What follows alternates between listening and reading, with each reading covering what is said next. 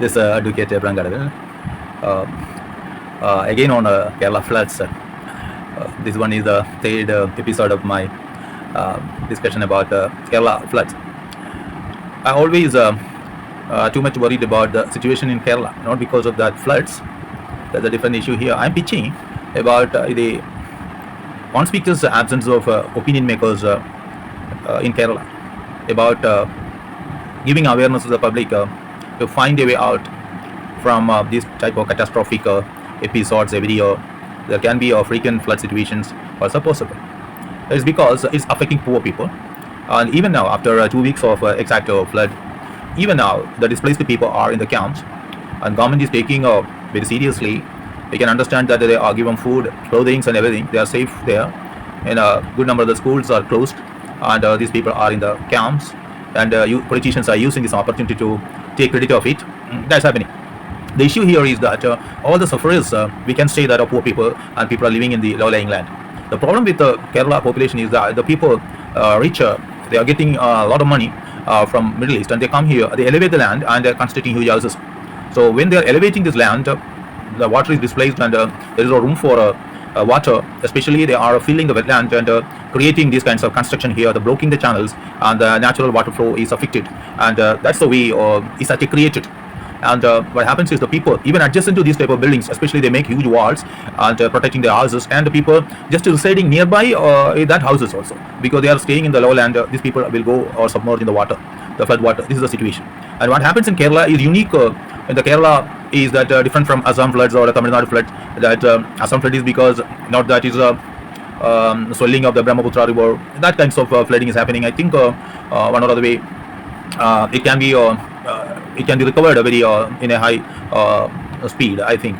But it happens in Chennai. It's actually because the constructions and because of loss of drainage systems and water planes and these kinds of things. Mumbai also is same thing, but it's different from Kerala because if with the short span of time, it has to come and merge in the this water should actually come through the river and go to the sea. Sometimes the tidal situation may be very bad. In high tide, this water going to the sea may be very slow. That means the Alapi may be under the water. So the Alapi, everybody knows that it is the below the sea level. So the whole of Alapi, this water will be collected there, and the ordinary people are affected in a huge way and very disastrous. And the government is giving 3,000 or 10,000 rupees as a relief.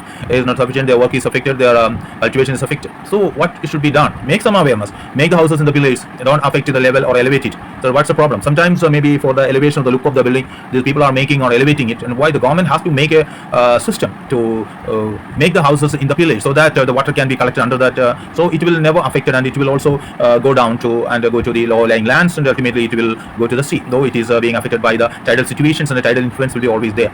So these kinds of opinion makers are not there. That's what happened. Dr. Kasturirangan here, Dr. Kadavil.Legally here, and the church leaders. I consider in Kerala, church leaders are the opinion makers. Though the Muslims are and Hindus are a little bit in number, but the church leaders can influence the society, both in Muslim population and Hindu population. The church leaders were arguing against Dr. Kasturirangan or Dr. Kadavil.Legally because not to satisfy the people. Majority of the people living in the hillsides are the members of the church. So normally in order to pacify or making them happy, the church is also protesting against these kinds of the people. So I really worry that that is a big problem in Kerala facing. There's no opinion makers.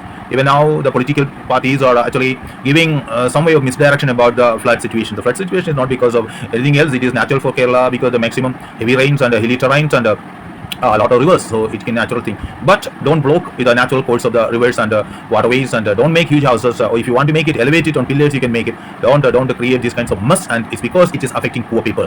That's the problem. Thank you very much.